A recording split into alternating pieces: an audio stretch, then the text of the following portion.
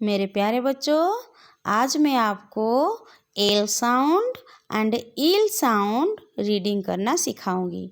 Okay, L sound में कुछ words है और ईल साउंड में कुछ वर्ड्स है, वो हम रीड करेंगे। ओके, ब एल बेल, ट एल टेल,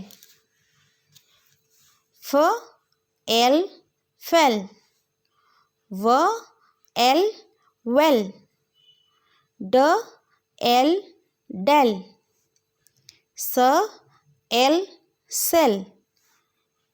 यहाँ पे भी सी है, एस स है, फिर सी स भी है, सी क भी है। ठीक है, स एल सेल।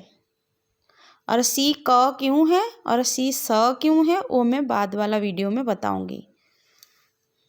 अब इल साउंड रीड करेंगे। अब मेरे साथ रीड करेंगे।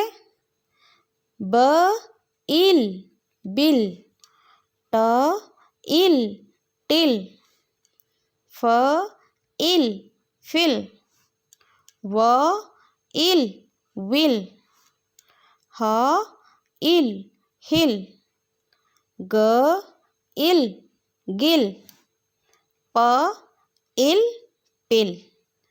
अब ऐसे ही रीड करेंगे ill sound and L sound. Okay.